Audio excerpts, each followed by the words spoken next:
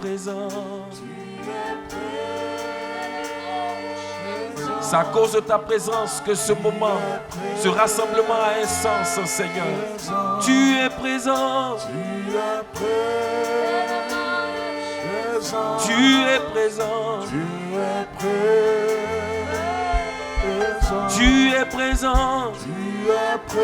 Ta présence fait de ce rassemblement un rassemblement extraordinaire. Oh, tu es présent. Jésus, Jésus, merci Seigneur. Tu es présent. Présent. Tu es présent. Tu es présent. Seigneur, tu es présent. Tu es présent. Tu es présent. Tu es présent. Tu es présent. Tu es présent. Tu es présent. Tu es présent. Oh, tu es grand. Tu es grand et tout puissant. Ce lieu est rempli de ta gloire. Tu es grand et tout puissant. Ce lieu est rempli de ta gloire. Tu es présent. Oh Seigneur, Tu es présent. Tu es présent. tu es présent. Jésus, tu es présent. Tu es Ta présent. présence est en ce lieu. Tu es présent. Ta présence est glorieuse. Tu es présent. Elle est unique, incomparable, inimitable. Tu es présent. Tu es présent. Tu es présent. Elle est unique. Tu es Ta présence est inimitable, Seigneur. Tu es présent. Tu es présent. Ta présence Allons, fait de ce Seigneur. rassemblement Tu es un présent. moment extraordinaire. Tu es présent. Tu es présent. Tu es présent. Tu es présent. Tu es présent. Jésus, tu es présent. Jésus, tu es présent. Jésus, tu es présent. Jésus, tu es présent. Jésus, tu es présent. Jésus, tu es présent. Jésus, tu es présent. Jésus, tu es présent. Dis-le avec foi. Tu es présent. Jésus, tu es présent. Jésus, tu es présent. Dans nos cœurs, tu es présent.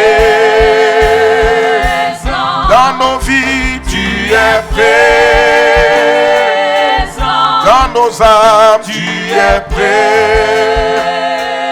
Dans nos corps, tu es présent. Dans nos vies, tu es présent. Dans mon cœur, tu es présent. Dans mon âme, tu es présent. Ici, tu es présent. Oh oui, tu es présent. Disons-le, disons-le, disons-le, tu es présent. Jésus, oh, tu es présent. Seigneur Jésus, tu es présent. La résurrection, tu es présent. Puissant sauveur, tu es présent. Seigneur, tu es présent. Esprit de Dieu, tu es présent. Saint-Esprit, tu es présent. Père éternel, tu es prêt. Prince de paix, tu es prêt. Dieu vivant, tu es prêt. Oshanda la mande la bakato, tu es prêt. Ensenda la mande, sanda la baye. O sanda mande, sinamana bo, sanda la baye. Prêt. Dans nos cœurs, tu es prêt. Jésus, tu es prêt. Tu es grand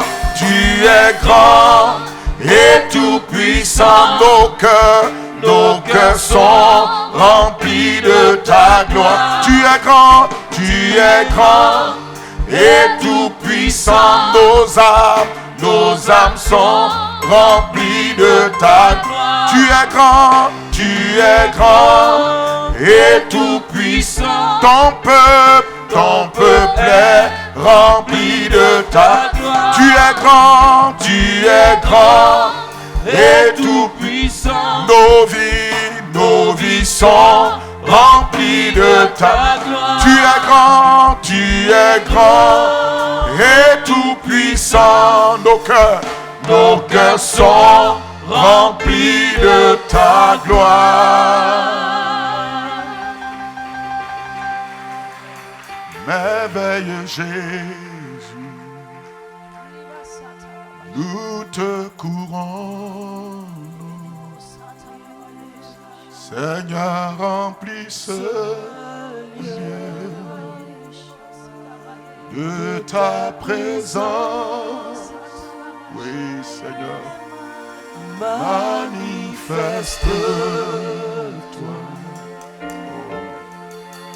au milieu de nous. Relâche ta gloire et ta puissance. Merveilleux Jésus, nous te couronnons. Seigneur, remplis ce lieu de ta présence. Manifeste-toi, oh yes, au milieu de nous. Relâche ta gloire et ta puissance. Tu es grand et tout puissant. Nos cœurs sont remplis de ta gloire.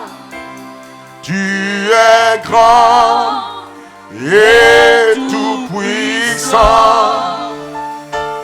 Nos cœurs sont remplis de ta gloire. Oh, merci Seigneur. Glorieux Père céleste, ce soir, nous te bénissons de tout notre cœur. Merci à toi pour ton amour. Merci à toi pour ta bonté. Merci à toi pour ta fidélité. Merci à toi pour cette occasion que tu nous donnes ce soir. Père, nous sommes dans ta présence. Parle-nous, Seigneur. Conduis-nous, Seigneur.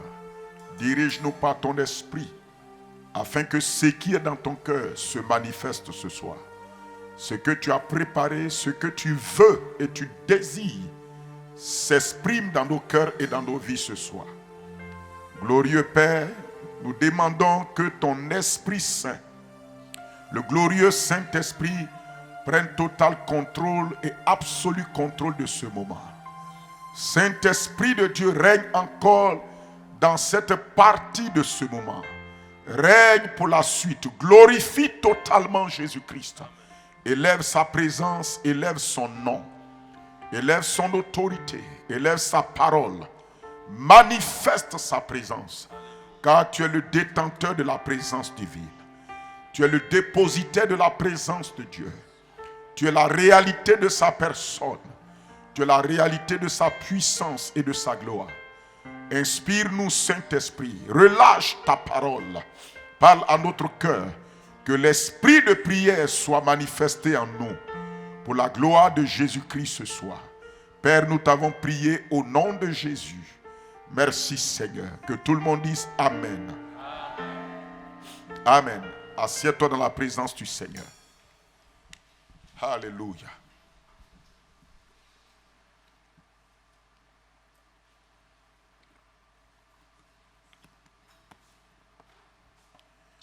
Que le nom du Seigneur soit béni. Amen.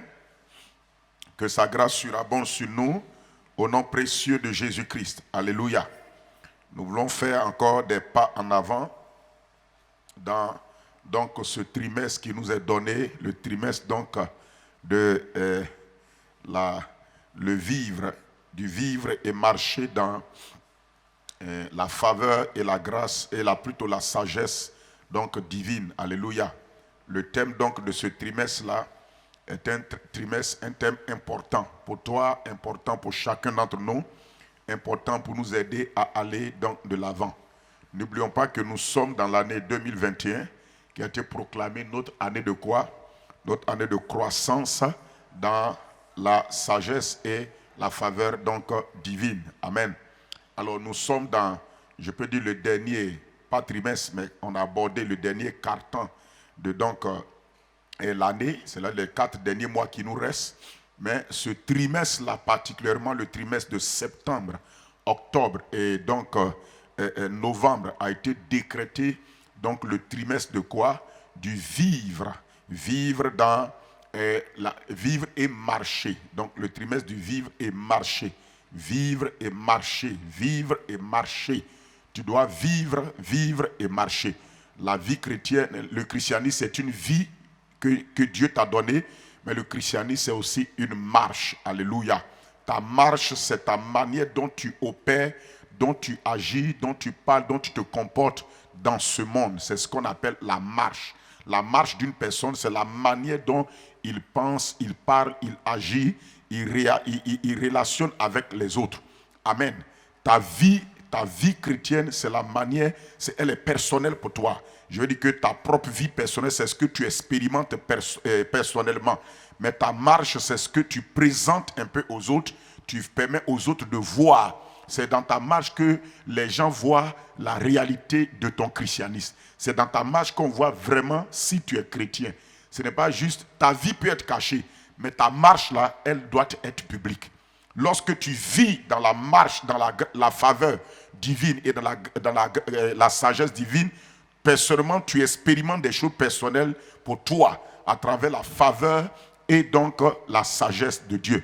Mais lorsque tu marches également dans la faveur divine et tu vis également dans la sagesse de Dieu, on voit que les autres remarquent ça. Ils remarquent que ta manière de marcher, ta vie chrétienne, de vivre et de marcher dans la foi, elle est différente. Alléluia. Les gens voient des effets que tu vis dans la faveur de Dieu et dans donc la sagesse divine. Mais ce trimestre-là, c'est vrai, on a commencé, on dit c'est le trimestre du vivre et marcher dans la faveur divine et la sagesse divine. Mais la concentration, c'est d'abord sur la faveur divine. On veut te faire comprendre ce que c'est que vivre et marcher dans la faveur divine. Amen. On a commencé par la faveur divine. Au fur et à mesure, on va rentrer, ajouter la dimension de vivre et marcher dans la sagesse donc divine. Alléluia. Amen. Donc, le Seigneur nous aide à avancer. Donc, vivre et marcher dans la faveur et la sagesse divine. Mais on va se braquer sur la faveur, la dimension de la faveur. Dans Jean chapitre 1, au verset 17, Jean chapitre 1, ce soir, je vais partager une des clés qui permet à un homme de vivre et marcher dans la faveur divine. Une des clés qui est importante, je vais vous partager ça. On va parler d'une clé importante qui permet à un homme de marcher dans la faveur. Puisque si on dit vivre, je vous ai dit que le mot vivre et marcher dans la faveur et la sagesse divine, C'est un thème assez pratique, ça doit être pratique. C'est-à-dire qu'on doit te donner des choses qui te permettent, lorsque tu les actives, de marcher vraiment dans la faveur et la sagesse donc divine. Allons-y dans Jean chapitre 1 verset 17 rapidement. Qu'est-ce qu'il dit là-bas? Il dit dans Jean chapitre 1 verset 17, il dit là-bas que il dit car la loi a été donnée par Moïse, la grâce et la vérité sont venues par Jésus-Christ. La loi a été donnée par Moïse, la grâce et la vérité sont venues par Jésus-Christ. Donc ici, on te parle de deux personnages importants. On te parle de Moïse et on te parle de Jésus-Christ. Écoute-moi très bien. La Bible te parle de deux personnages très très importants qui sont Moïse et Jésus-Christ. Et chaque personnage a été utilisé par Dieu pour installer un certain régime. Un régime, c'est quoi? C'est un temps, une période de gouvernement établi, déterminé par Dieu. Quand on dit un régime, c'est, comment on appelle, c'est un gouvernement, mais c'est surtout une période dans laquelle un certain régime fonctionne et opère. Amen. Donc on te dit que Moïse et Jésus ont été utilisés par Dieu pour établir un certain régime. C'est-à-dire qu'un temps où un certain gouvernement était en place.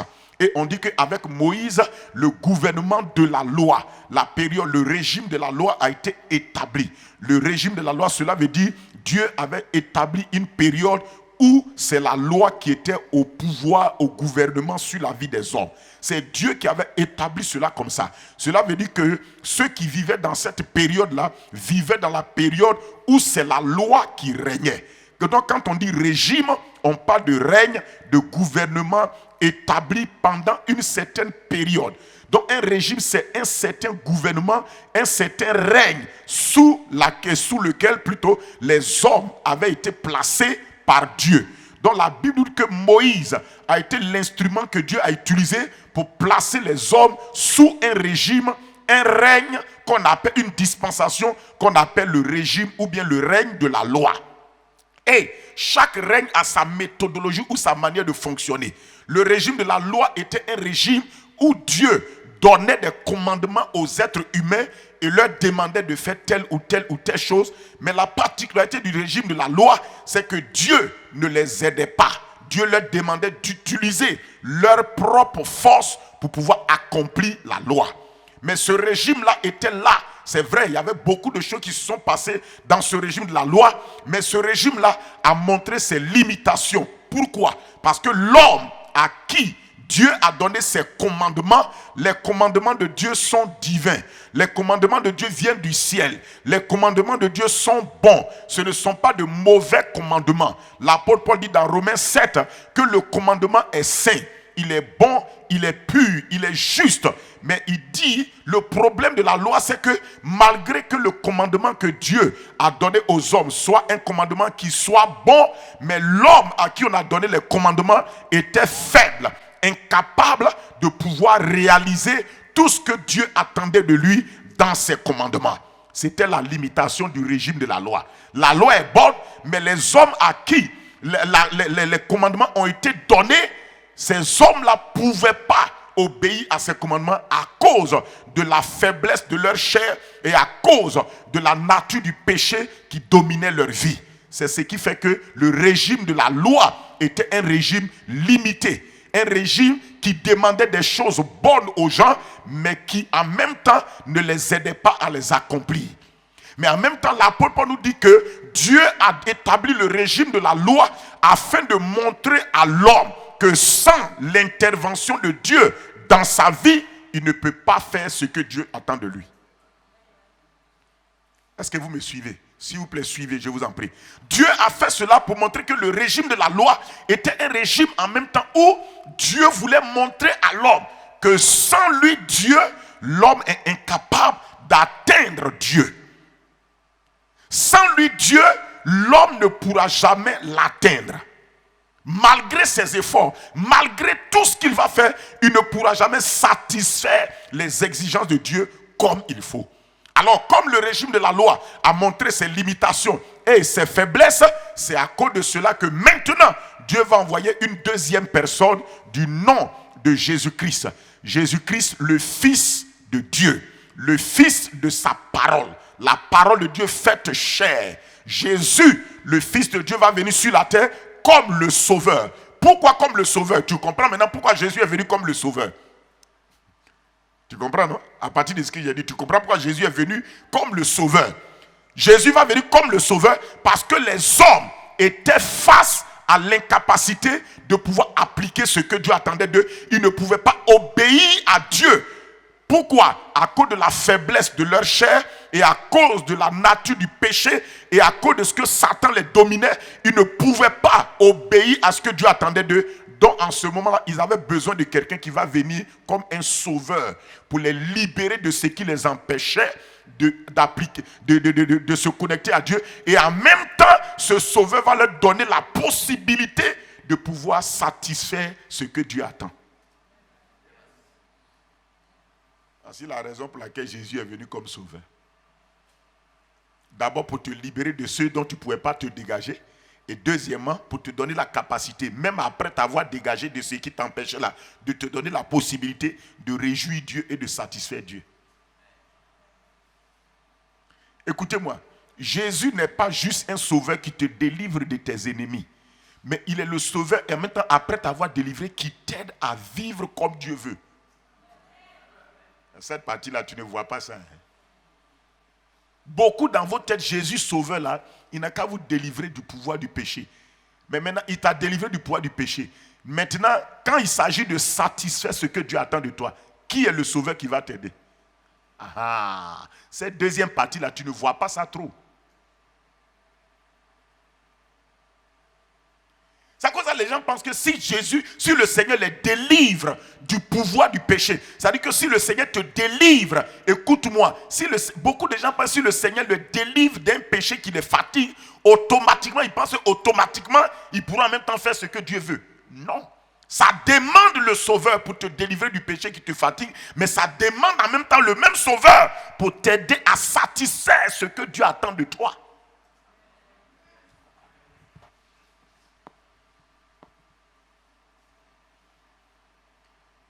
Jésus sauveur dans une seule face là, c'est pas ça. C'est à double face. Amen.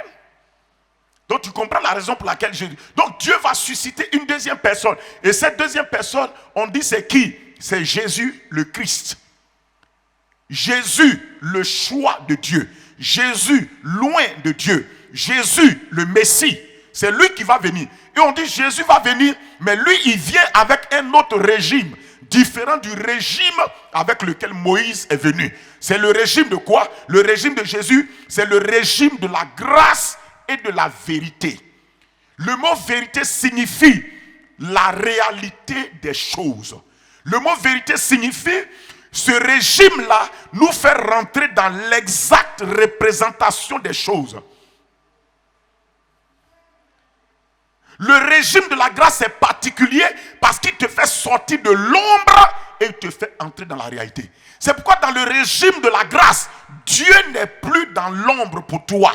Dieu n'est plus caché dans le tabernacle. Dieu est visible maintenant. Je te pose la question. Dans l'Ancien Testament, Dieu est caché. Le gars, écoute-moi, les gens allaient au temple, et regardez, les gens allaient au temple dans l'Ancien Testament, mais sans avoir la possibilité de voir Dieu. Parce que Dieu est caché dans un endroit qu'on appelle le lieu très saint. Mais tu t'arrêtes derrière le voile et puis tu parles. Tu parles à Dieu. Je ne sais pas si tu vois. Ça veut dire que tu parles à Dieu. Tu es derrière le voile. On ne te voit pas. Dieu est caché là-bas. Mais tu dis, Seigneur, je t'adore, je te bénis. Papa, je suis venu te bénir, t'adorer. Mais Dieu est caché dans l'ombre, tu ne le vois pas. Il n'apparaît pas pour que tu le vois. Il est tout. Et il t'interdit même de rentrer là-bas. Mais Jésus est venu avec un régime qui est non seulement le régime de la grâce, mais le régime de la grâce et la vérité. Écoutez-moi, la grâce est liée à la vérité. Il n'y a pas la grâce sans vérité. Le problème, c'est que le mot vérité là même, les gens ne comprennent pas trop ce que ça veut dire. Le mot vérité signifie l'exacte représentation de la chose, et le mot vérité signifie la réalité de la chose. Alors, cela veut dire que Dieu que tu allais voir qui était caché et que tu parlais à quelqu'un derrière le rideau, il est derrière le rideau. Et écoute-moi, même le rideau du Dieu très saint là, tu sais, c'était un rideau noir, ça couvrait. Tu ne peux pas voir là-bas. Ça dit que c'est un régime de l'ombre, où Dieu est dans l'ombre. Tu t'en vas, tu lui parles seulement et tu espères que le gars, il a entendu, il a reçu ton sacrifice. Mais le régime de la grâce, ce n'est pas un régime où Dieu est dans l'ombre, où Dieu est dans la vérité. Ça dit que tu vois Dieu dans sa réalité et dans sa vérité. Tu ne vas pas parler à une ombre, tu vas parler à la personne directement. Il y a plus. C'est pourquoi quand Jésus est mort là, le voile s'est déchiré. Le voile qui signifiait que le régime de la loi, qui était le régime où Dieu était dans l'ombre pour nous, Dieu était caché. Ce régime-là est passé. Dieu maintenant, le voile étant déchiré, regardez, imaginez, le lieu très saint là, personne ne pouvait rentrer là-bas. Le lieu très saint là, dans la Bible, même le souverain sacrificateur, c'est une seule fois par année qu'on lui permet de rentrer. Et là-bas, il faut qu'il fasse des sacrifices, il fait des purifications avant de rentrer. Parce que s'il tombe et qu'il meurt, personne ne peut entrer. On prend une corde, on le tire pour le faire sortir. Regardez un peu le régime. Alors, maintenant, brusquement, par le sacrifice de Jésus et par son sang versé et par le cri de délivrance, il dit tout est accompli. La Bible dit que le voile s'est déchiré du haut jusqu'en bas. Pourquoi on dit du haut jusqu'en bas? Cela veut dire que ce n'est pas l'initiative des êtres humains, c'est l'initiative du Dieu vivant. Le même Dieu qui a dit de mettre le rideau pour ne pas qu'on le voie, c'est le même Dieu qui dit maintenant il faut déchirer le rideau pour qu'on le voie. Il a fendu ça de ses mains du haut jusqu'en bas. Le voile est déchiré. Désormais, ce Dieu qui était caché là, maintenant, désormais, tout le monde le voit. Il est assis sur son trône. C'est ce qu'on appelle le régime de la grâce. Dieu n'est plus caché. Dieu se rend visible. C'est-à-dire que tout le monde peut aller le toucher. Tout le monde peut aller regarder son visage pour voir vraiment à quoi il ressemble. Tout le monde peut aller l'entendre et puis entendre sa voix. Sa voix là, c'est comment? Tout le monde peut aller lui parler. Tout le monde peut aller le toucher. Mais si tu as déchiré le voile, c'est pourquoi on te voit. Ou bien?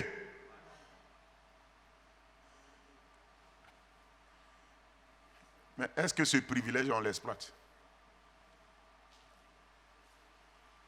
Amen. Mais pour revenir à notre texte, donc il dit là, le régime, il dit Jésus, Moïse est venu avec la loi, mais Jésus est venu avec le régime de la grâce. Il dit, mais ne pesez le mot, la grâce et la vérité. Donc quand on est en train de parler du mot grâce là, on est en train de parler de la grâce, on est en train de parler d'un régime où les choses sont réelles, où Dieu est réel, la victoire est réelle, l'onction est réelle. Dans l'Ancien, écoutez, c'est à cause de cela, dans l'Ancien Testament par exemple, l'onction qu'ils avaient c'était une bouteille d'huile. Dans l'Ancien Testament, l'onction que le peuple avait c'était une bouteille d'huile. Mais cette bouteille d'huile là, c'était l'onction sous forme d'ombre. Mais dans le Nouveau Testament, on n'a pas l'onction sous forme de bouteille d'huile.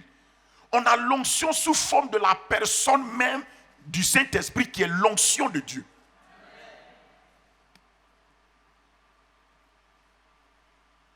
C'est à cause de ça que vous devez croire à la réalité que vous possédez au lieu de retourner tout le temps dans l'ombre. C'est pour ça que souvent quand les gens prêchent et puis ils sont tout le temps dans les messages de l'Ancien Testament dans l'ombre, ils ne font pas la relation avec... Écoute, quand tu prends un message dans l'Ancien Testament, il faut que tu sortes les gens de l'ombre, tu les amènes dans la réalité. La réalité actuelle pour eux là, c'est quoi? C'est comme ça si on parle de l'onction sous forme de bouteille d'huile et tout cela, quand on vient dans la réalité, on ne doit plus parler de cette onction sous forme de bouteille d'huile. Je vous dis, en réalité, aucune huile ne oint quelqu'un. Dans le Nouveau Testament, aucune huile ne te oint. Mais dans l'Ancien Testament, Dieu avait pris ça pour dire. C'est à cause de cela, Dieu a dit dans l'Ancien Testament, même dans l'Ancien Testament, l'huile que les gens utilisaient dans l'Ancien Testament était une huile que personne ne pouvait recopier. C'est-à-dire c'est une huile, personne ne devait faire le double de cette huile-là quelque part. C'est une huile spécifique qu'on utilisait. Si vous voulez, si on reste dans l'Ancien Testament, mais l'huile là est une huile particulière. Ça veut dire que même nos bouteilles d'huile, si on était dans l'ancienne bouteille d'huile, on utilise ici là. Dieu ne reconnaît pas ça, ça n'a aucun sens.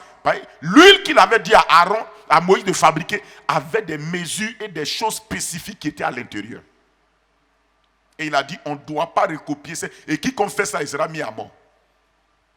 Pourquoi? Pourquoi c'était un principe pour dire que le Saint-Esprit de Dieu, il est unique. On ne peut pas copier le Saint-Esprit et son onction. L'onction du Saint-Esprit là, qui vient du Saint-Esprit, on ne peut pas copier. Cette onction que Jésus dit, vous la recevrez lorsque le Saint-Esprit viendra. Cette onction qui vient sur toi par le Saint-Esprit là, on ne peut pas la copier. Donc quand les gens parlent d'huile, le problème, donc tu vas voir même l'huile que tu prends à la boutique pour dire onction d'huile là, ça n'a rien à voir avec l'huile même d'onction qui est dans l'Ancien Testament. Donc sur toute la ligne, on est dans l'erreur. Je vais te dire une chose, une huile marche, une huile peut faire un travail parce que quelqu'un qui est oint lui-même cette huile. En réalité, je vais vous dire, ce n'est pas Dieu qui oint les bouteilles d'huile, c'est le serviteur de Dieu qui oint la bouteille d'huile. Dieu ne oint jamais une bouteille d'huile.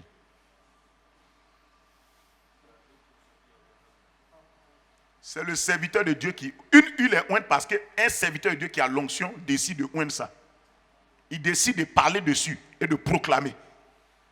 Comme quelqu'un peut prendre un mouchoir, comme on dit, par les mouchoirs, les gens touchaient, comment il s'appelle ça, et Paul, et en appliquant les mouchoirs là, écoutez, les mouchoirs là étaient oints parce que l'homme oint Paul là était en contact avec ça.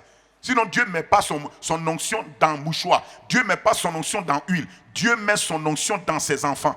Maintenant, c'est à toi de mettre où tu choses. Mais en réalité, toi-même, tu peux appliquer ce principe-là sans chercher un homme de Dieu qui va faire ça pour toi. Tu ne sais même pas que quand tu as l'onction, ton propre drap sur lequel tu dors dans ton lit là est oint à cause de toi. Regardez. Regardez. C'est ça qui m'énerve là. Vous avez l'impression qu'il y a des gens qui ont une Bible à part que pour vous là, vous n'avez pas le privilège qu'on a en tant qu'enfant de Dieu, on l'a commercialisé. Je crois que le même péché d'Ésaü là, où il a vendu son droit d'aînesse là, nous tous souvent on tombe dedans. Ton propre droit d'aînesse, tu le vends. Écoute, tu ne sais même pas que toi-même là, madame, tes assiettes que toi tu es ointe, que tu utilises à la maison là, tu ne sais même pas que tes habits tu portes parce que tu as l'onction là. Tu ne sais même pas que l'onction est sur tes habits. Tu as vu? Ça encore c'est difficile que tu acceptes.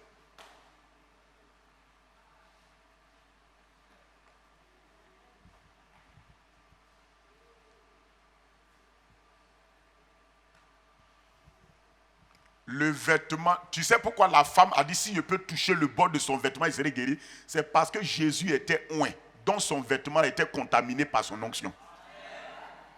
Écoutez, c'est comme ça Dieu veut que tu vives. Tu ne sais même pas que quand tu t'en vas prier, tu pries pendant 1 heure de temps, 2 heures de temps, Manta Cabro Sondo, Balakatamasa, tu pries. Quand tu sors de ta maison, tu as transpiré sur ton habit. Toi, tu dis que ton habit est sale, ça sent. Mais je vais te dire, cet habit que tu as pris pour rentrer dans la présence de Dieu là, ce même habit qui est transpiré là, il y a une onction qui est dessus, mais tu ne sais pas. Parce que la présence de Dieu a ce principe de contaminer. L'onction a une capacité de contaminer les choses. L'onction contamine. Écoute-moi, il n'y a pas de l'onction, il n'y a pas du Saint-Esprit. Quand tu pries là, ton onction là, l'onction que le Seigneur manifeste là, ça reste dans tes habits. Mais c'est un principe spirituel. Quand l'onction se manifeste, ça agit dans ton esprit, ça agit dans ton âme et ça agit dans ton corps. Et si ça agit dans ton corps, en tout ce qui est en contact avec ton corps est contaminé par l'onction. Mais c'est l'onction qui habite dans tes habits qui peut contaminer tes habits, mais pas le Saint-Esprit. Le Saint-Esprit ne rentre pas pour habiter dans un habit. Le Saint-Esprit, c'est en toi qu'il habite. Mais c'est l'onction qu'il a manifestée qui se détache et qui reste.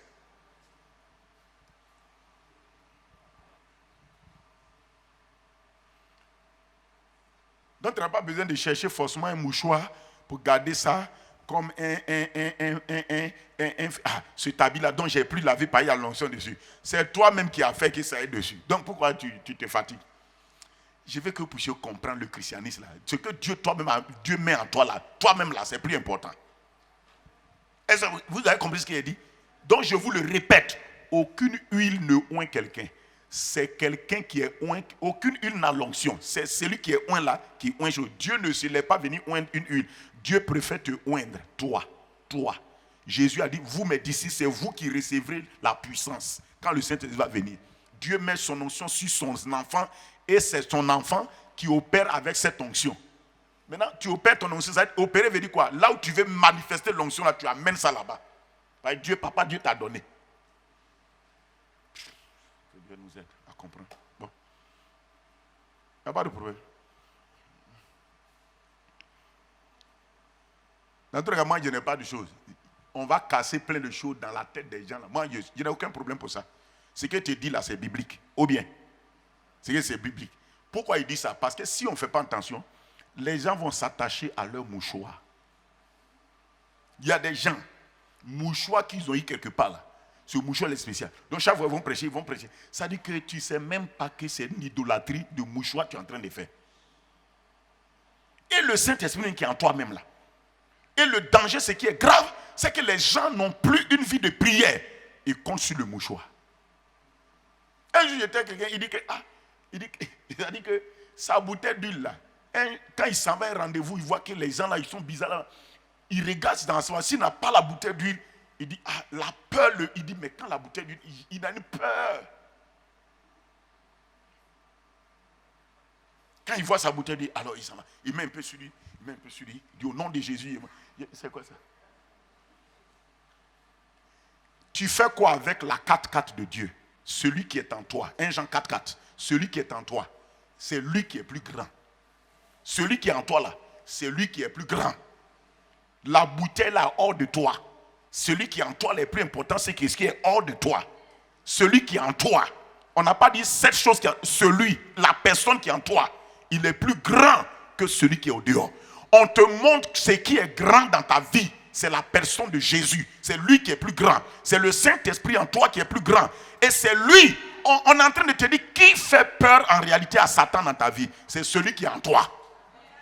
On dit il est plus grand que celui qui est dans le monde. Celui qui est dans le monde, tu sais c'est qui? C'est de Satan on te parle.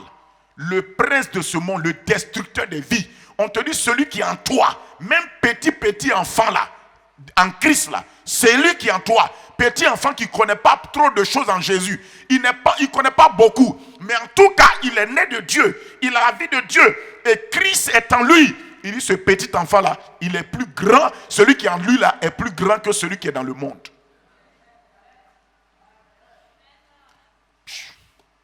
Amen.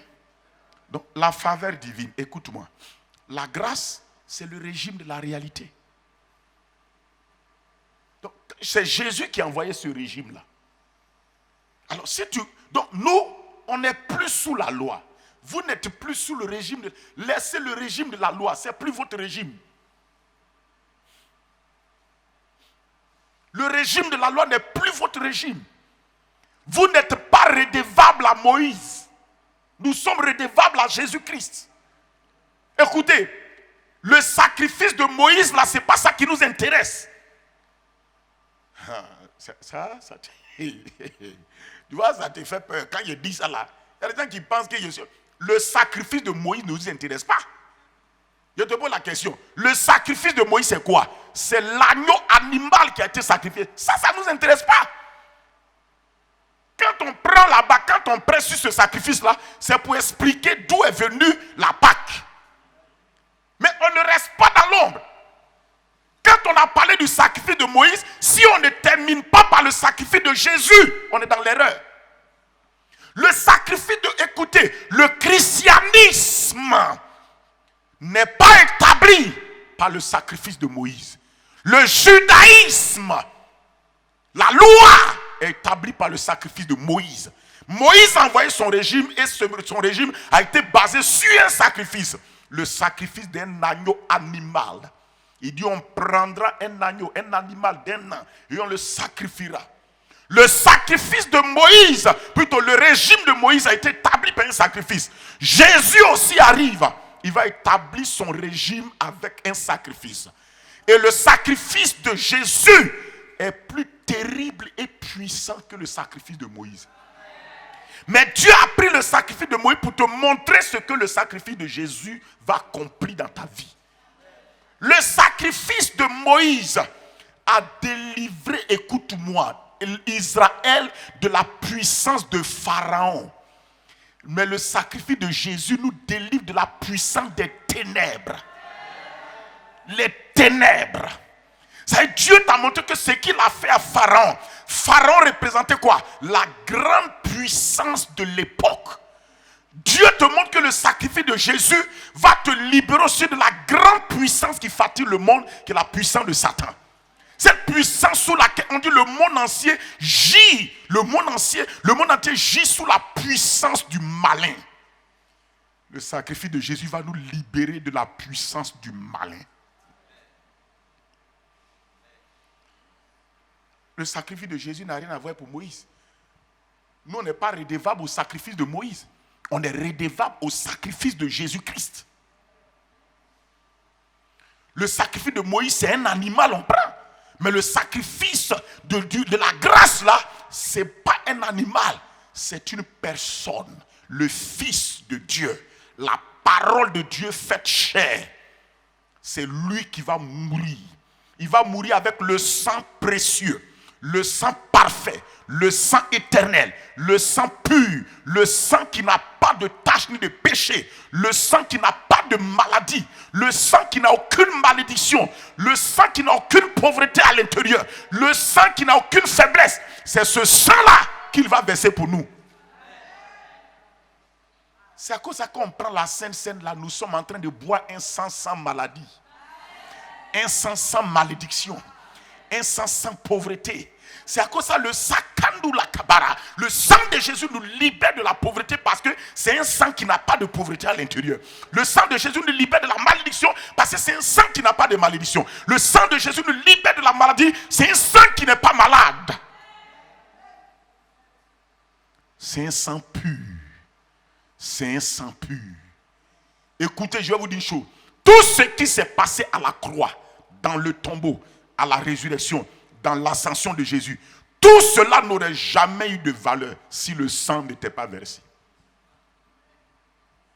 Je vais vous dire quelque chose qui va vous étonner. C'est le sang que Jésus a versé, que Papa Dieu a pris pour vous délivrer à la croix de la puissance des ténèbres. Écoute encore, c'est le même sang que Jésus a versé, que Papa Dieu a pris pour vous réconcilier avec lui. Encore, c'est le même sang de Jésus qu'il a versé qui a permis à Papa Dieu d'aller enterrer tout votre passé dans le tombeau. C'est le même sang de Jésus que Papa Dieu a pris pour ressusciter et nous ressusciter ensemble. Écoutez-moi, notre résurrection est possible à cause du sang. Tu sais que c'est la vie du sang de Christ que Papa Dieu a pris pour nous ramener en vie. La Bible dit, c'est quoi la Bible? Nous avons été justifiés par son sang. Cela veut dire que justifié veut dire qu'on a reçu la nature de Dieu comme un don à cause du sang. C'est parce que Jésus a versé son sang pour te donner sa vie que Papa Dieu a pris la vie de son sang pour te donner comme un don. C'est le même sang de Jésus qui te donne droit d'être élevé, de quitter la chute et de monter maintenant. Tu as quitté la bassesse et tu es parti en haut. C'est le même sang de Jésus qui fait que au ciel, tu t'en vas t'asseoir sur le trône. C'est le même sang qui permet que toi, tu puisses t'asseoir sur le trône. Sans ce sang-là, tu ne peux pas t'asseoir sur le trône. C'est le même sang de Jésus qui autorise que tu sois oint par le Saint-Esprit et l'onction. Sans le sang de Jésus, tu n'as pas droit au Saint-Esprit et tu n'as pas droit à l'onction. Et vous voulez jouer le sang? Vous voulez jouer le sang? Ok. Le sang de Jésus, c'est ça qui nous donne accès à tout ça. C'est pourquoi la Bible dit que c'est à cause de ça que Jésus ne devait pas être étranglé. Il devait être sacrifié. Jésus n'a pas été étranglé, il a été sacrifié. Il a été immolé. On l'a immolé. Immolé veut dire qu'il faut que son sang la sorte. Il faut qu'on fasse quelque chose qui fait son sang verse. Parce que sans effusion de sang, rien ne commence. Il faut que le sang la verse pour que tout commence. Tout commence dans nos vies parce que le sang est versé. Tout démarre dans ta vie parce que la rémission de tes péchés démarre parce que le sang est versé. Le pardon des péchés parce que le sang est versé. La délivrance de la puissance de Satan, c'est à cause du sang qui est versé. La victoire sur le péché, c'est à cause du sang. La libération des malédictions, c'est à cause du sang. La réconciliation avec Dieu, c'est à cause du sang de Jésus. L'enterrement, l'ensevelissement de tout ton passé, de ton vieil homme. C'est le sang de Jésus qui a tué ton vieil homme. Le sang de Jésus a mis à mort ton vieil homme.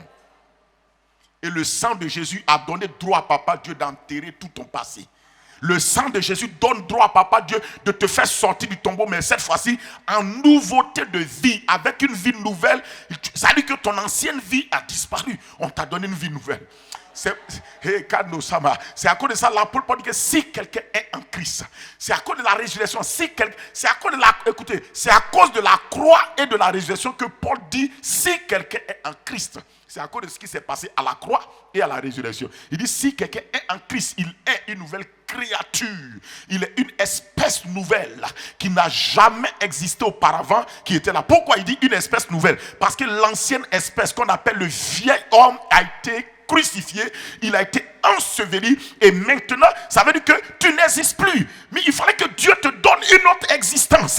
Est-ce que je dis quelque chose à quelqu'un ce soir? Il fallait que Dieu te donne une autre existence. Écoute-moi, ton vieil homme est mort, alors si tu dois revenir à la vie et ton vieil homme est mort, il faut qu'il y ait une nouvelle existence qu'on te donne. Et c'est à cause de ça que la nouvelle existence, on dit tu es une nouvelle créature et vous ne pouvez pas vous asseoir et puis nager encore dans les mentalités de je suis maudit, il y a la pauvreté de ma famille, que de ma famille les gens n'avancent pas. Tu parles de qui? Tu parles de quoi? Tu parles de qui? Du vieil homme qui est enterré, mais il est enterré et on te dit que le vieil homme enterré, il est enterré avec les choses anciennes. Les choses anciennes là, c'est quoi? Les choses anciennes, c'est quoi? Ce sont ces vieilles manières de vivre héritées de tes pères. Arrêtez de prier des bombes à retardement. Arrêtez de prêcher des messages qui ramènent les gens en arrière. Prêchez des messages qui font évoluer les gens. Écoutez-moi, votre victoire est accrochée d'abord au type de mentalité que vous recevez en vous. Qu'est-ce que vous dites là? Tu sais même pas ce qu'on appelle la nouvelle création. La nouvelle création, on cite le verset, mais on ne sait pas ce que c'est que la nouvelle création. La nouvelle création est un nom mystérieux, étrange, que même le diable n'arrive pas à cerner. La Bible dit que le malin ne le touche pas. Parce qu'il ne le comprend pas. Il ne sait pas c'est qui. La seule partie que le malin peut toucher, c'est l'enveloppe qui enferme le vieil homme, ton corps et ton âme.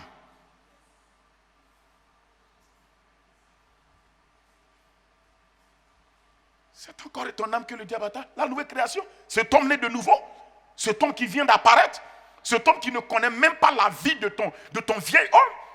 Cet homme qui va... Et cet homme-là, que quand tu veux vivre les habitudes de ton vieil homme, il te dit, je ne suis pas venu pour ça, je n'aime pas ça. Je ne reconnais même pas cette vie-là. Quand tu lui dis, on va aller boire, il dit, quelle boîte de nuit? Je ne sais même pas que tu vivais une vie de boîte de nuit. Parce qu'il est venu avec une vie nouvelle. Il est venu avec quelque chose de nouveau. Cet homme qui est capable de dire à Satan, tu dégages. C'est l'homme nouveau ça. C'est lui seul qui est capable de dire à Satan, dégage. C'est lui seul qui est capable de dire aux démons qui te fatiguent avant, quitte ici. C'est cet homme nouveau qui dit, je suis le nouveau locataire de cette maison. Je ne connais pas les alliances que tu as traitées avec l'ancien locataire. Moi, je suis le nouveau locataire. Je ne reconnais pas les anciens contrats. Parce que ça ne me concerne pas. Le problème, c'est que vous êtes assis, vous reconnaissez les anciens contrats. Non, vous reconnaissez les anciens contrats. Vous les reconnaissez. Toi-même, naturellement, là, tu es venu louer une nouvelle maison. Et l'ancien locataire qui était là doit au moins 10 mois de loyer. Il doit 500 000 ou bien il doit, comme on appelle, 3 000 euros. Est-ce que le propriétaire, il peut venir dire au nouveau locataire les 3 000 euros de l'autre là? Eh monsieur, il faut payer ça. C'est normal? C'est normal? C'est normal? Est-ce que c'est normal? Mais pourquoi vous laissez Satan vous revendiquer des dettes de votre vieil homme? Il faut connaître la parole de Dieu pour répondre à Satan. Jésus a répondu à Satan sur la base de ce qui est écrit, pas sur la base de ce que... Vous répondez à Satan à partir de vos rêves. C'est ça l'erreur. À partir de tes rêves que tu fais là, c'est ça que tu réponds à Satan. À partir de tes rêves, à partir des expériences que tu vis, on ne répond pas à Satan nos expériences. Parce que les expériences sont manipulables. Mais l'écriture, selon Marc 10, 35, on dit l'écriture ne peut être anéantie. Le ciel et la terre passent, mais la parole demeure. La parole demeure. Vous voulez combattre Satan avec ce que lui-même il peut manipuler. C'est ça qui fait votre erreur. Tu veux l'affronter. Je suis sorti même de mon message. Bon, c'est le message de Dieu. Écoute-moi. Il n'y a pas mon message, c'est le Seigneur. Est-ce que vous comprenez ça?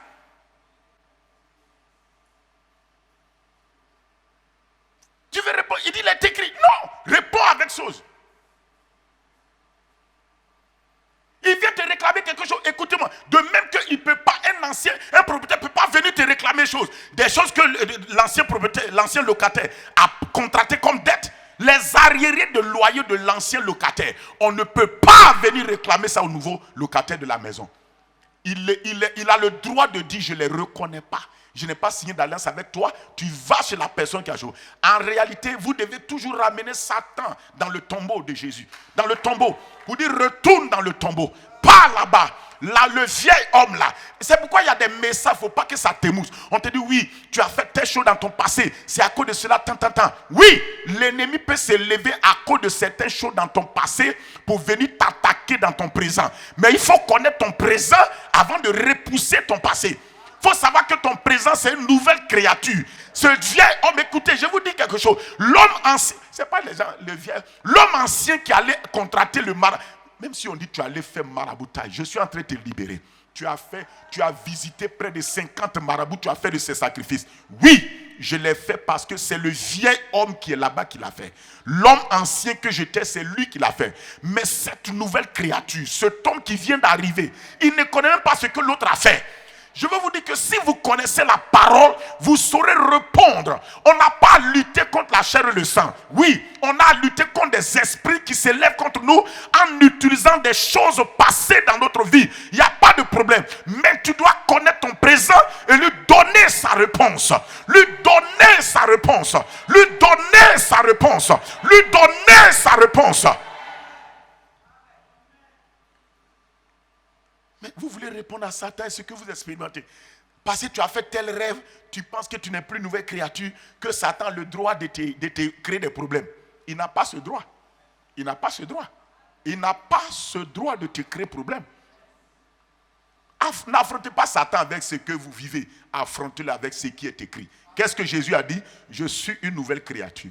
Le vieil homme qui a contracté tous ses contrats, ces mauvais contrats de maladie, mauvais contrats de pauvreté, mauvais contrats de malédiction, mauvais contrats de, qu'on appelle, des choses avec des esprits mauvais, il a été crucifié à la croix. Ce que vous ne savez pas, je vais vous dire une chose. Je vais vous donner un conseil, pasteur, et puis vous qui êtes là. Si vous voulez prêcher la délivrance réellement, commencez toujours par la mort du vieil homme. La mort du vieil homme est le glorieux secret pour la délivrance. Mais si on te dit c'est un vieil homme, pourquoi on le dit vieil homme? Pourquoi on dit vieil homme?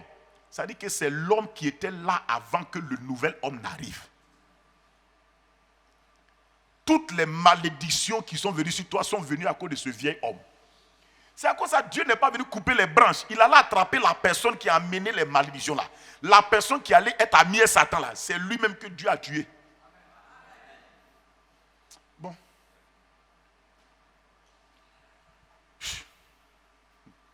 Ce que je voulais vous dire même ce soir là, même c'est bon.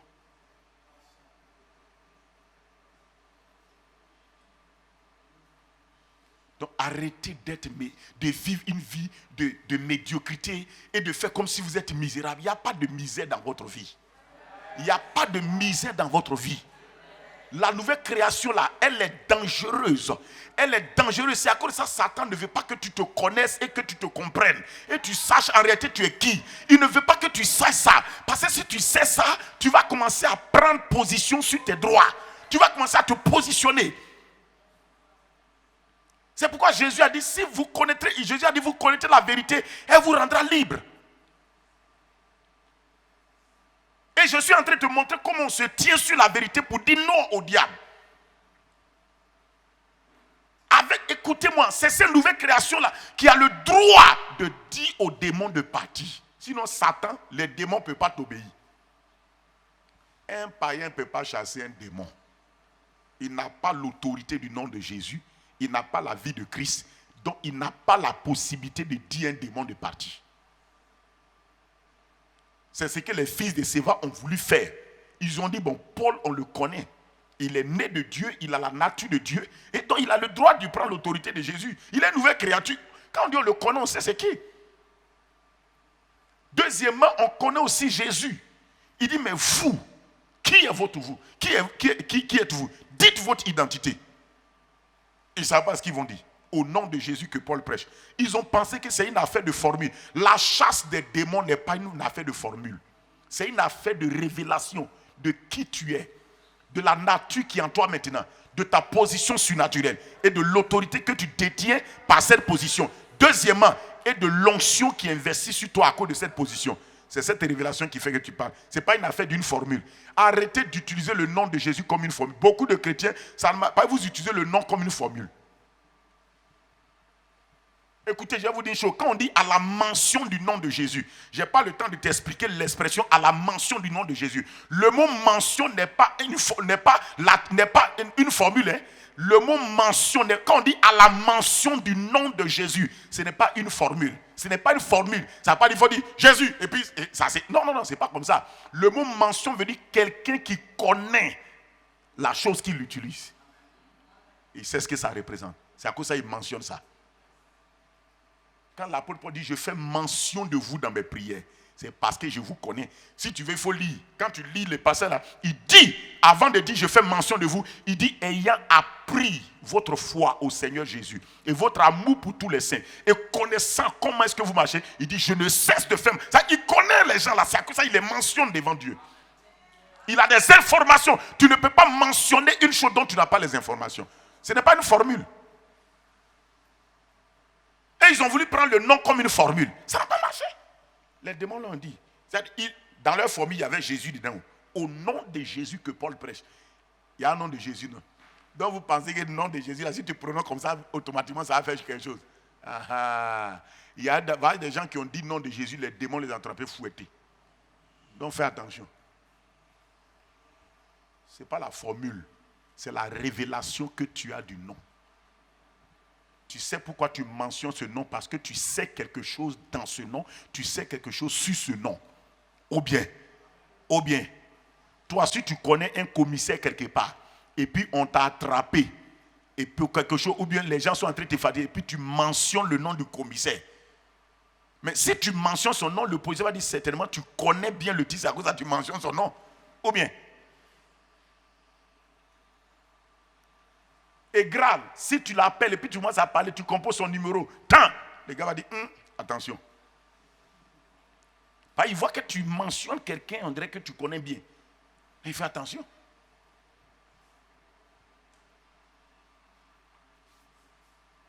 Amen. Gloire à Dieu. Oui. On est en train de parler des faveurs là, où ça nous envoie.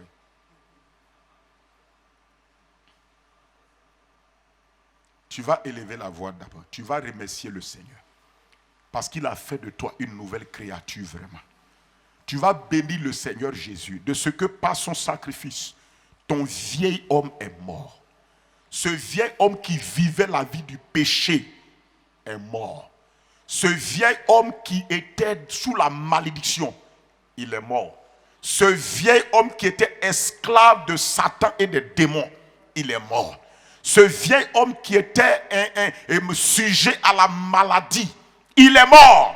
Ce vieil homme-là, qui, mon frère et ma soeur, aimait le monde et les choses du monde, il est mort. Remercie le Seigneur pour la mort de ton vieil homme. Et là où il y a la mort, il y a la liberté. Il dit, celui qui est mort est libre. Parce que ton vieil homme est mort, tu as accès à la liberté. Tu as accès à vivre libre de ses œuvres et de son ancienne vie. Élève la voix, parle s'il te plaît.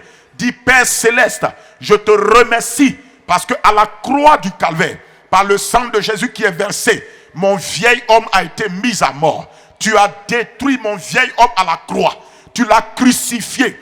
Comme dit Romains 6 au verset 6 et 7, que le vieil homme a été crucifié. Seigneur, je te rends grâce parce que mon vieil homme est mort. La vie du péché que je vivais est morte. Mon vieil homme est mort et la vie du péché est morte.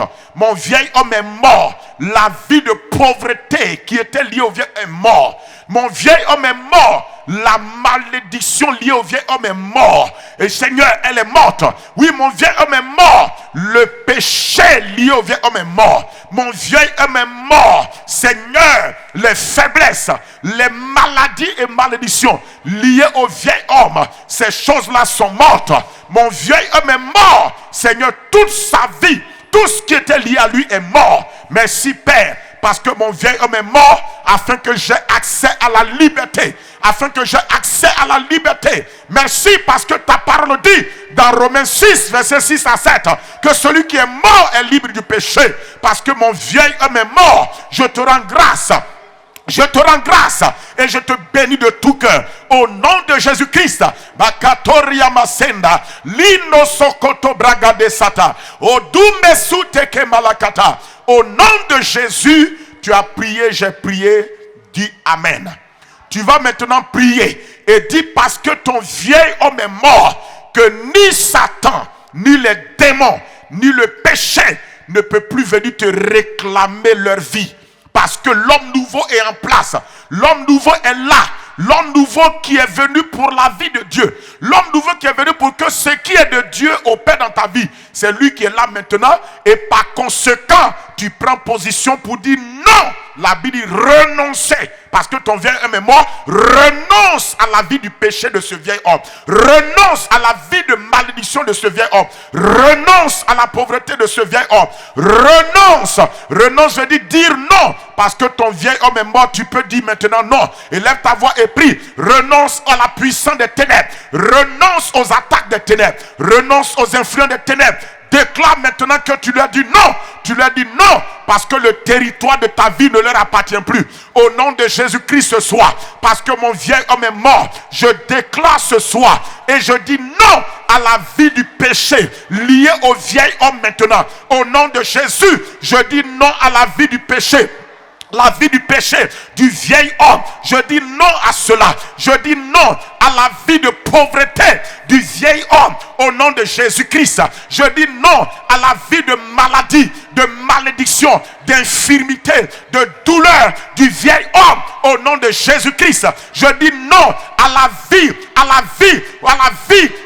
d'oppression du vieil homme maintenant. Je dis non aux esprits des ténèbres, aux influences, aux œuvres des ténèbres. Je dis non aux esprits malins, oh Dieu, qui oppressaient le vieil homme. Il ne peut plus maintenant régner dans ma vie. Je vous dis non, esprit des ténèbres, esprit des ténèbres, esprit des ténèbres. Qui que vous soyez, je vous dis non ce soir. Je vous dis non ce soir. Non à toute forme de malédiction. Non à toute forme de pauvreté. Non à toute forme de défaite. Parce que le vieil homme est mort et l'homme nouveau est là. Je dis maintenant oui à la vie de Dieu. Oui à la bénédiction divine. Oui à la grâce de Dieu. Oui à la faveur de Dieu. Oui, oui, oui, oui. Oui à l'onction de Dieu. Oui à la vie de sainteté. Oui à la vie de pureté. Oui à la vie qui honore Dieu. À la vie qui plaît au Seigneur. Au nom de Jésus, j'ai prié. Merci Seigneur. Amen. Amen. Amen. Alléluia. C'est comme ça qu'il faut prendre la vérité, parler. Il ne faut pas vouloir payer les dettes que tu n'as pas contractées. Il ne faut pas vouloir accepter des maladies que tu n'as pas chose. Les maladies sont liées au vieil homme. Il faut refuser ça. Et établir ce qui vient de l'homme nouveau. L'homme nouveau, si le vieil homme est parti avec tout ce qui est lié à lui, c'est que l'homme nouveau aussi est venu avec tout ce qui est lié à lui. C'est pourquoi le plus terrible, le grand verset de la nouvelle création, c'est 2 Corinthiens 5, 17. Si quelqu'un, écoute-moi, oh, c'est trop puissant. Il te dit si quelqu'un là, le mot quelqu'un là, c'est n'importe qui. Ça veut dire que même si un bandit, il est en Christ, tout change. Même si un ancien sorcier est en Christ, tout change. Si un ancien féticheur en Christ, tout change. On dit si quelqu'un, on n'a pas précisé. Ça veut dire que tout le monde est dans quelqu'un. C'est à cause de ça quand les disciples ne croyaient pas que Saul de Tarse, le méchant, respirant la menace là, les gens ne croyaient pas que lui aussi pouvait rentrer dans la grâce là. Quand il est rentré là, tout a changé. Écoute-moi, c'est à cause de ça nous avons l'espérance que tous ceux qui vivent une certaine vie, s'ils rencontrent Christ là, on sait que ça peut changer. Le problème c'est que Christ, s'ils rencontrent Christ, ça peut changer. C'est la réalité de Christ. Tout ce qu'on est en train de faire là, oui, on peut faire des choses humainement, mais ce n'est pas ça qui change. C'est cette rencontre particulière. Si quelqu'un est en Christ là, ça veut dire que le mot être en Christ là, ça veut dire quoi? Si quelqu'un arrive à être en union, rentrer en connexion, en contact, ce n'est pas juste, c'est une affaire d'union, de contact et de rencontre. Directe. Quand on dit si quelqu'un est en Christ là, c'est une connexion directe. Le pasteur peut prêcher à la personne. Toi-même, tu peux prêcher à la personne. Mais sans que le contact direct ne se fait pas, tout ce que tu as fait là, c'est zéro. Ce n'est pas nous qui créons, nous on prêche. Mais si la personne ouvre son cœur, le Saint-Esprit crée cette union. Quand c'est ce contact direct est fait, c'est ça le petit mot, si quelqu'un est un Christ là. C'est-à-dire que s'il y a une union, un contact direct qui se produit, la personne, tout change. Même tes babadailles là, ça n'a plus de sens. Quelque chose de différent se passe, d'extraordinaire se passe dans la vie de la personne. Si quelqu'un est en Christ, si cette personne est en union avec Christ, s'il est rentré en connexion, s'il est rentré dans cette rencontre avec Christ, dans cette révélation de Christ, il dit, les choses anciennes sont passées. Il est une nouvelle créature d'abord. Les choses anciennes sont passées. Voici, toutes choses sont maintenant nouvelles. Alléluia. Amen. Donc, Moïse est venu avec la grâce de Dieu. Et la grâce là, je vous ai dit, il y a 3 éléments dans la grâce qu'il ne faut jamais oublier. Dans la grâce, il y a 3 éléments qu'il ne faut jamais oublier.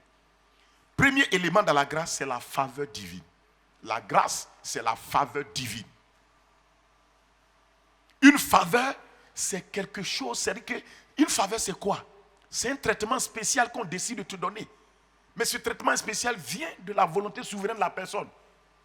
C'est quoi la Bible que Dieu fait toutes choses? Je crois que c'est dans Éphésiens 1, que Éphésiens 1, verset 11-12. On dit que Dieu fait toutes choses d'après le conseil de sa volonté. Dieu a décidé d'après le conseil de sa volonté de te faire grâce. Est-ce que vous comprenez? La grâce là, premier élément de la grâce là, c'est une faveur divine. Je n'utilise pas d'abord faveur non méritée. Non, je fais exprès, je ne dis pas, parce que c'est la faveur non méritée. Je laisse ça d'abord. Laisse ça d'abord. D'abord, la grâce n'est pas d'abord une faveur non méritée. C'est d'abord une faveur divine gratuite. Elle est gratuite. Dieu ne te demande pas de payer quelque chose pour ça. Dieu te l'accorde par sa volonté souveraine. Il dit, en lui, nous sommes aussi devenus héritiers, ayant été prédestinés suivant la résolution de celui qui opère toutes choses d'après le conseil de sa volonté. Cela veut dire que la grâce, la faveur divine que Dieu nous a apportée là, gratuitement là, est venue du conseil de sa volonté. Le conseil de sa volonté veut dire que quoi? Veut dire à partir de la sagesse et de la décision de sa volonté. Ça veut dire que Dieu a tenu conseil avec lui-même pour te faire grâce.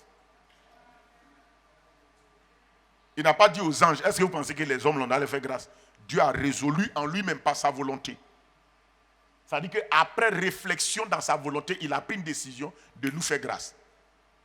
Donc la grâce, c'est une faveur, un traitement. La grâce, c'est d'abord une faveur, un traitement spécial que tu ne mérites pas. Mais c'est un traitement spécial gratuit que la personne, par sa volonté, a décidé souverainement de te donner. La grâce, c'est ça. Deuxième élément de la grâce, c'est la capacité divine. La grâce est une faveur divine, mais qui est soutenue par la capacité divine. Il n'y a pas la grâce sans la capacité divine. Je te montre les mots qui sont dans le mot grâce là. Il ne faut pas aller chercher un autre mot. Premier mot, c'est la faveur divine. Gratuite. Je n'ai pas dit non mérité d'abord. Je ne dis pas le mot non mérité là.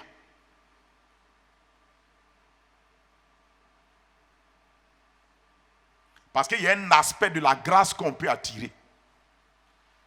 Il y a un aspect de la grâce que tu ne peux pas attirer. Dieu te la donne souverainement. Mais il y a un aspect de la grâce que tu peux attirer sur toi.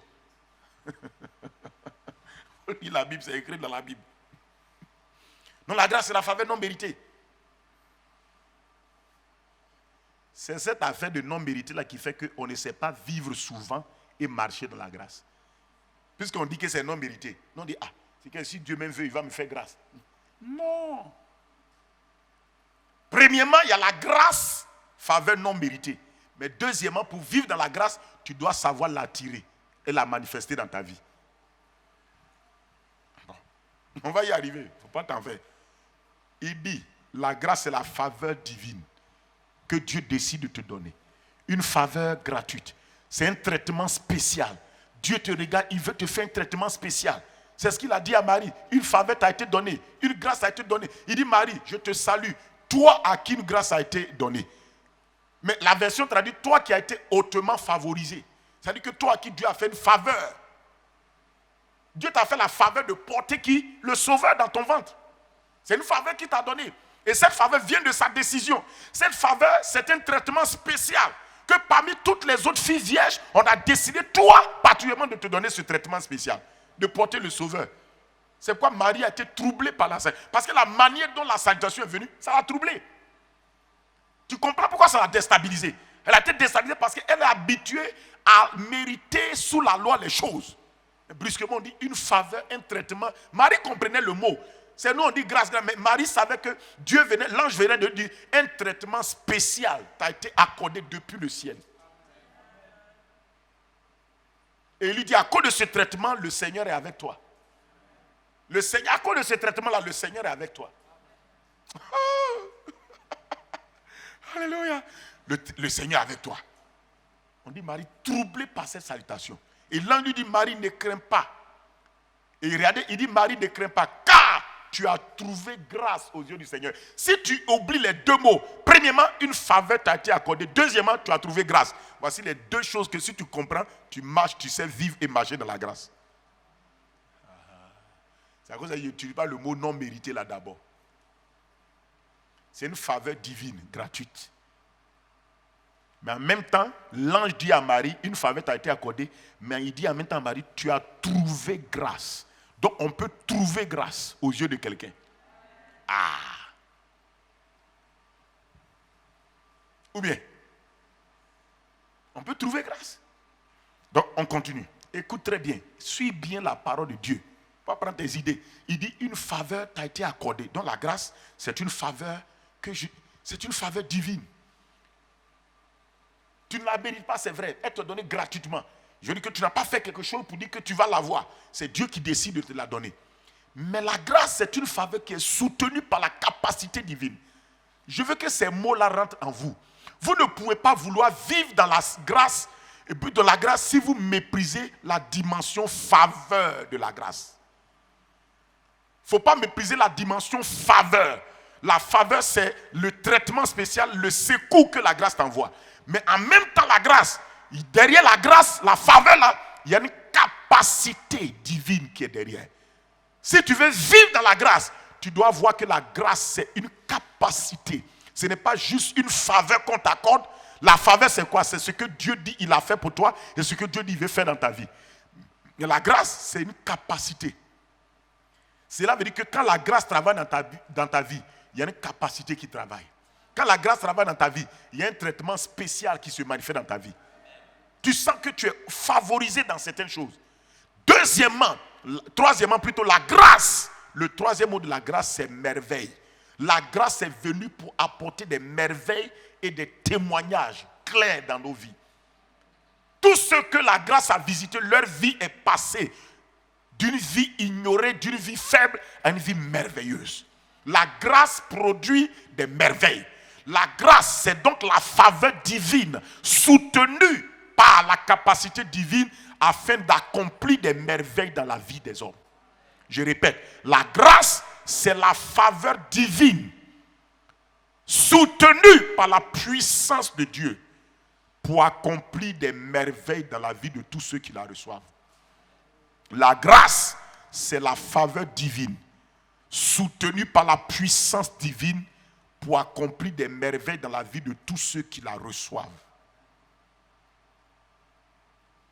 La grâce, c'est la faveur divine qui est soutenue par la puissance de Dieu afin d'accomplir des merveilles dans la vie de tous ceux qui la reçoivent. Donc cela veut dire, si je vis et je marche dans la grâce, on doit remarquer ces trois choses-là dans ma vie. On doit voir que la faveur divine travaille dans ma vie. On doit voir la puissance de Dieu qui travaille dans ma vie. Et on doit voir les merveilles de Dieu qui se passent dans ma vie. Maintenant, prends ça et puis examine ta vie. Est-ce que ces trois choses-là sont là?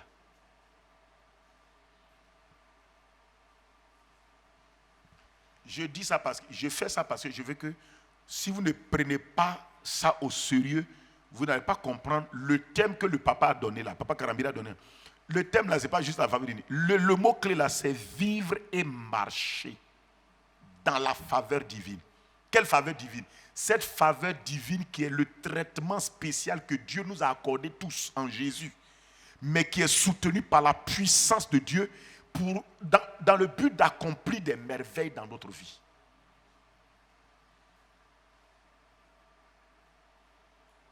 Mais regardons aujourd'hui nos vies. Regardez comment on se débat avec le péché. Regardez comment on se débat pour avancer. Regardez comment on se débat pour réussir. Est-ce que les merveilles de la grâce là sont réelles dans ta vie? Est-ce que le mot merveille c'est quoi? Merveille c'est quoi? Dans le mot merveille, ce sont des choses étonnantes. Des choses que tout le monde a envie de contempler sur toi. Quand quelque chose est merveilleux, merveille, cela veut dire que ça éblouit les gens. Ça attire l'attention. Ça suscite l'intérêt. Tout le monde a envie d'entendre et de voir ça. Tout le monde a envie de raconter ça aussi. Parce que quand c'est merveilleux, arrêtez de rester là, passer votre temps.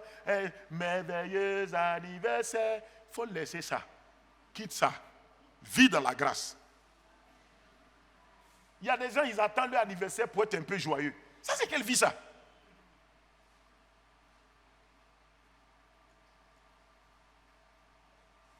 Est-ce que Dieu veut que tu célèbres chaque jour anniversaire? Pour Dieu, chaque jour, tu dois faire anniversaire. Tu dois vivre dans les merveilles. Écoutez, je veux que ça colle dans notre tête.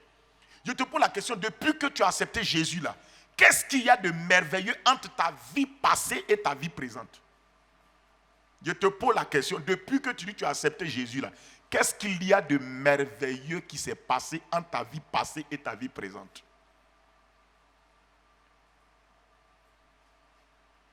Si tu veux conseiller, je prends certainement la seule par rapport à ta vie. Qu'est-ce qu'il y a de merveilleux qui se soit passé entre la manière dont tu vivais avant dans le péché et maintenant en Jésus? Les merveilles de la grâce là, c'est que tu ne vis plus dans le péché, tu vis dans la sainteté. Ça, c'est merveilleux. Ça là, c'est merveilleux. On dit, ce Zachée le bandit, le voleur, le douanier braqueur. Zachée a changé. C'est les merveilles de la grâce. On le voit brusquement, le gars prend son argent, il commence à distribuer. Il dit vraiment, si j'ai fait du mal aux gens, Seigneur, je vais rembourser. Il commence à distribuer son argent. Ça, c'est merveilleux. Tu courais après les petites filles avant. Maintenant, tu es converti. Où est merveilleux là dans ta vie? Tu cours toujours après. Où est merveilleux là? Où est merveilleux là? Il faut me dire où merveilleux là, ça est où? Vous n'avez pas vu qu'on se flatte? Merveilleux, merveilleux, Jésus est pour moi. Merveilleux. C'est où? Merveilleux là, c'est où? Tu mentais et tu continues à mentir. Il y a quoi de merveilleux? Dis-moi, c'est quoi qui est merveilleux? Tu as un caractère palabreux. Tu es converti. Tu dis la grâce de Dieu. Et la grâce n'a pas changé ton caractère palabreux. Je veux qu'on s'interpelle ce soir par l'Esprit de Dieu. Où est merveilleux là? Pointe-moi. Toi, il faut t'asseoir. Ce n'est pas pour t'humilier. Il faut prendre ton cahier de vie et puis dire, mais par rapport à avant et puis maintenant, où est merveilleux là dans ma vie? Tant que... Il y a des choses, si tu ne regardes pas ça en face, tu ne seras pas révolté pour que ça change. Où est merveilleux là? Dis-moi où est merveilleux là? Ta famille là te connaissait avant. Maintenant on te regarde depuis que tu es chrétien, ça fait 5 ans, 10 ans, 15 ans. On ne voit rien de merveilleux. C'est honte à nous tous, honte à nous tous, honte à nous tous. Oui, c'est quoi qui est merveilleux que ta famille peut dire, lui là, on voit les merveilles de la grâce dans sa vie. Dis-moi, c'est quoi qui est merveilleux que tu peux me montrer et puis j'aurais envie de contempler ça. Quand la grâce a visité Élisabeth, on dit celle qui était appelée stérile. Il y a une merveille dans sa vie. Elle est maintenant dans son 6e mois. Écoutez, quand nous ne comprenons pas la grâce, on va se contenter des choses. On va se contenter de l'ange qui vient remuer l'eau. Pourtant, Jésus-Christ qui envoie l'ange là, lui-même, il est là. Il est venu pour que toi qui es couché 38 ans dans Bakondo Somana. Vendredi, on a une veillée, n'est-ce pas? Mon message là, je coupe. Parce que je voulais aborder là. Mais on est dessus. L'homme de 38 ans couché malade. La grâce lui dit, veux-tu être guéri? Il dit, je n'ai personne. La grâce dit, mais je suis la personne. Je suis ta personne que tu cherches là. C'est moi, la personne que tu attendais là, c'est moi. N'attendez pas le messager de Dieu quand Dieu lui-même est arrivé. L'ange arrive, il remue l'eau. Tu veux remuer l'eau, tu veux un instant où on remue l'eau, ou bien tu veux le régime lui-même. Le gouvernement lui-même qui envoie l'ange là, il est là. Tu dis non, on attend l'ange. C'est ça votre erreur. Vous attendez le pasteur. Pourtant, Jésus-Christ vous dit, mais vous attendez le pasteur qui va venir remuer l'eau à la réunion des prières, remuer l'eau dans le programme, remuer l'eau. Quand vos pasteurs sont pas là, on dirait que votre Dieu n'est plus là. Qui vous a dit ça? Ça, c'est les remueurs d'eau que vous cherchez. Et la personne qui te dit, ma fille, veux-tu être guérie ce dimanche? Ah, pourquoi le pasteur n'est pas là aujourd'hui au culte? Et puis quoi? Tu veux que ça fasse quoi à Dieu? Il te pose la question. Est-ce que toi, tu veux être guéri? La question était simple. Ton affaire là, tu veux sortir de ça?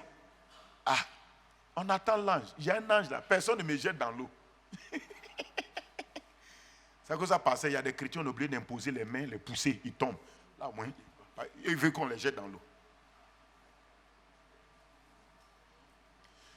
Quand l'homme de 38 ans malade a rencontré la grâce, regarde la merveille. La grâce lui a dit, lève-toi, prends ton lit et va chez toi. On dirait que c'est simple. C'est ça merveille. Et les gens disent, il prend son lit comme ça, il s'en va. Sans tomber dans l'eau, il a pris son lit parti. Sans tomber dans l'eau là, il a pris son lit, il a commencé à partir. Ça veut dire qu'il y a une autre guérison qui était là. Il y a une autre guérison qui existait.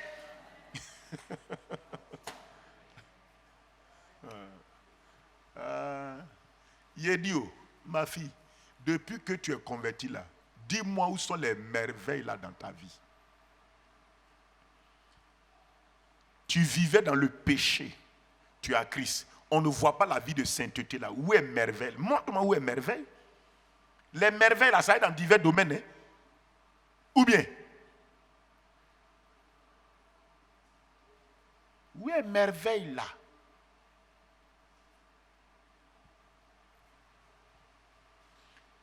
Tu ne t'es pas converti, tu étais dur envers ta femme, dur envers ton mari. Maintenant que tu dis que la grâce, la faveur de Dieu, soutenue par la puissance de Dieu pour accomplir des merveilles est arrivée chez toi, tu es toujours dur. En quoi il y a merveille? Quelle est la merveille que ton mari peut contempler ou bien ta femme peut contempler pour dire non, Dieu est bon. Mon mari l'a changé. Ma femme l'a changé. On ne peut pas dire ça.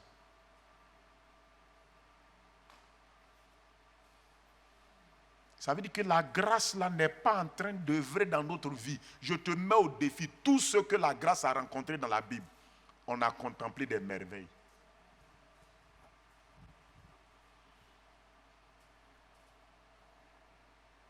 Est-ce que tu vis vraiment dans la faveur de Dieu? Tu marches dans la faveur? Hein? Tu es paresseux, tu ne travailles pas. La grâce arrive dans ta vie. Et tu continues à être paresseux et tu mendies l'argent. C'est quoi qui est merveilleux? Il y a quelle merveille? Mendicité. Il y a quelle merveille là-bas? Même Bartimée, l'aveugle, est mendiant. Lui, il est aveugle et il est mendiant. Quand la grâce l'a rencontré, il est sorti de la mendicité. C'est merveilleux. On voit qu'il a quitté le bord du chemin et il a commencé à suivre Jésus. Il n'est plus resté mendiant. Ça, c'est merveilleux. Tu raquettes les gens, tu mendies à gauche, à droite. Tu racontes des problèmes qui ont été déjà réglés il y a 2 mois. Tu les racontes. Tu veux une sympathie humaine, une sympathie bizarre. À cause de ça, tu es faux. Tu dis la grâce là, merveille. Où est quoi est merveille? Maman, c'est quoi qui est merveille dans la vie de la personne? Et on chante aussi, tu chantes. Merveilleux, merveilleux, Jésus est pour moi, tout puissant. C'est ça, non?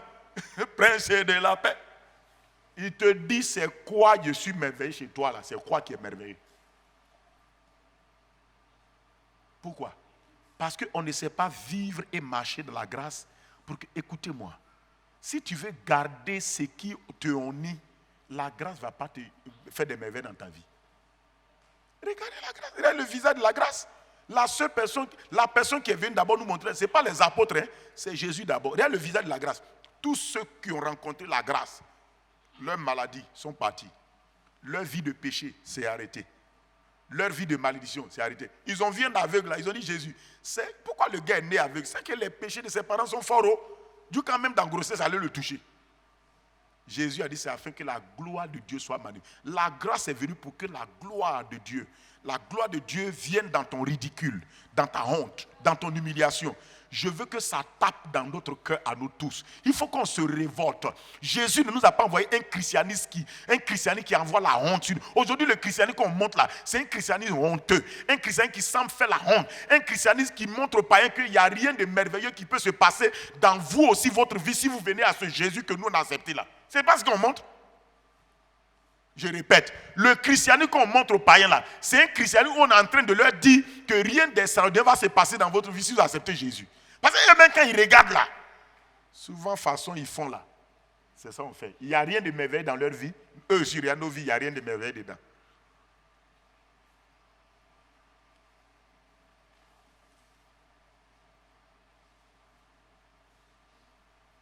C'est ça. C'est ça qui fait toute la différence. Donc la grâce, tu dis qu'on est sous la grâce et puis on ne vit pas dans la faveur divine. On ne vit pas dans ses capacités divines. On ne voit pas des merveilles qui se passent. Il n'y a rien de merveilleux que chaque année on peut pointer du doigt que cette année 2021 là, voici des choses merveilleuses, exactes, claires que Dieu a fait dans ma vie. Il ne faut pas venir nous raconter des problèmes qui ont tellement duré. Il y a des problèmes qui se règlent à cause d'avoir duré tellement ça se règle seul. Ça, c'est pas témoignage. Hein? On ne vient pas rendre témoignage pour un problème qui a duré. Quand, à force d'avoir duré, ça s'est réglé seul. On ne rend pas témoignage pour ça. Il ne faut pas venir dire gloire à Dieu. Praise the Lord. Alléluia. Amen. J'ai un témoignage. Vraiment, il y a une situation depuis 10 ans. 10 ans, un peu, en tout cas, aujourd'hui là, c'est réglé. This is not testimony. Ce n'est pas témoignage. Il ne faut pas de testimony ici. Ce n'est pas témoignage.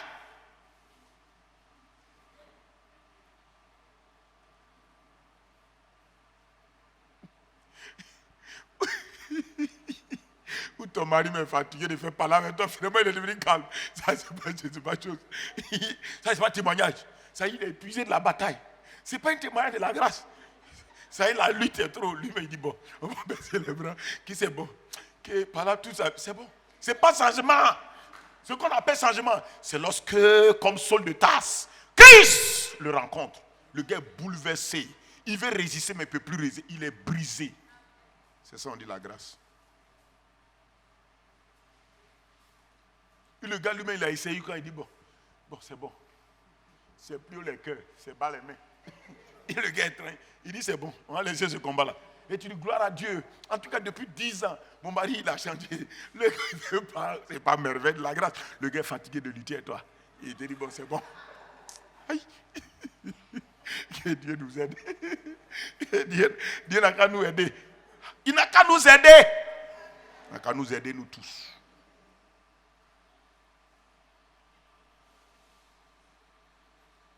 Quelqu'un qui vient en témoignage. Ah, avant, je buvais 10 litres de bandit. Maintenant, en tout cas, je rends grâce à Dieu. Maintenant, quand j'ai trop bu, c'est 3 litres. Mais ça, c'est quel témoignage, ça? Ça, c'est quel témoignage, ça? C'est quel témoignage? Les témoignages ne doivent même pas venir vous mettre à la chair. Parce que ça humilie Dieu.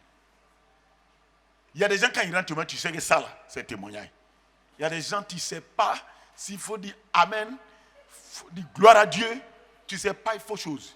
Je veux qu'on soit énervé. Parce que le Jésus qu'on lit dans les évangiles, qui a envoyé la grâce, c'est Jésus qui a envoyé la grâce. Et il a montré ce que la grâce fait comme merveille dans la vie des gens. Même un mort rencontre Jésus, quelque chose de merveilleux se passe.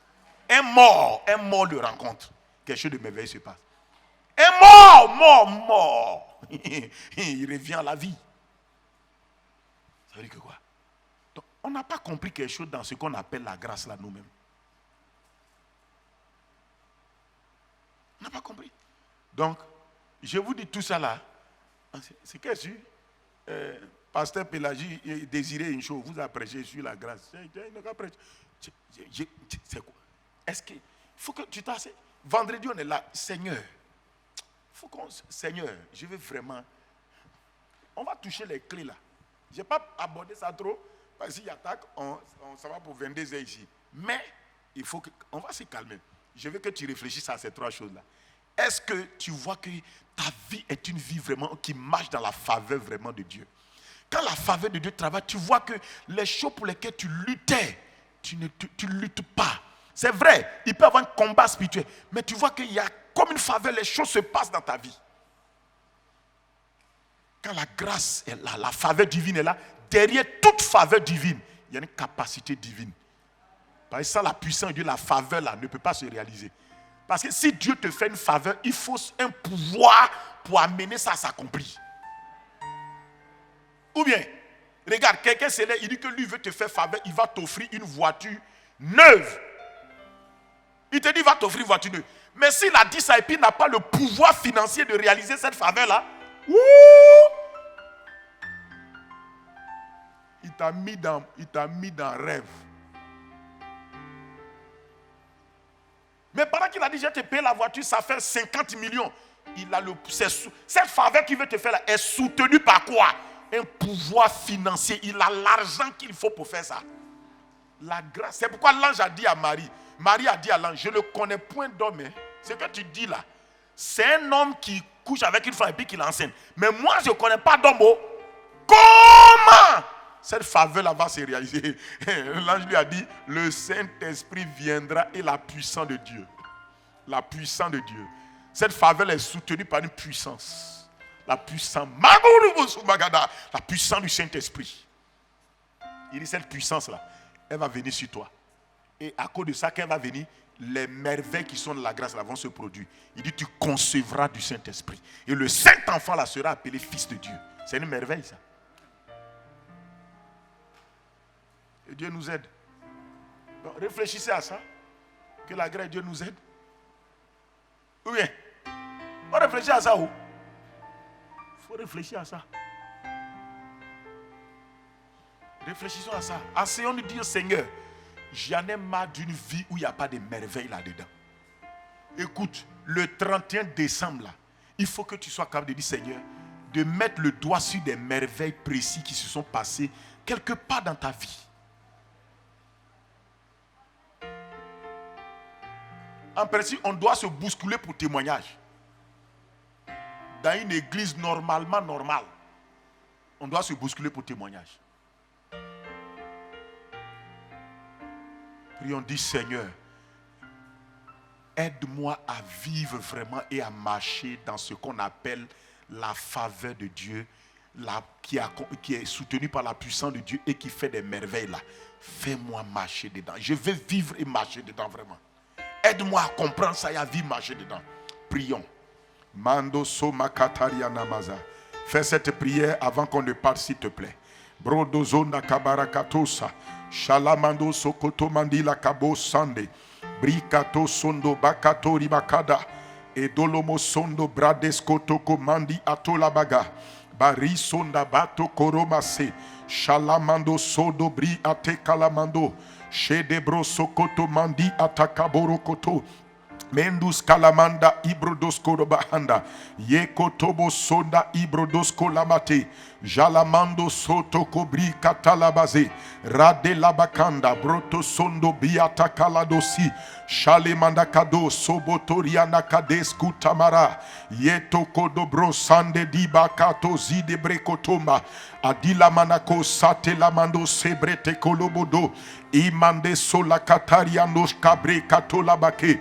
Père de grâce et de bonté, aide-moi à vivre et à marcher vraiment dans ce qu'on appelle la faveur de Dieu, soutenu par la puissance de Dieu pour accomplir des merveilles.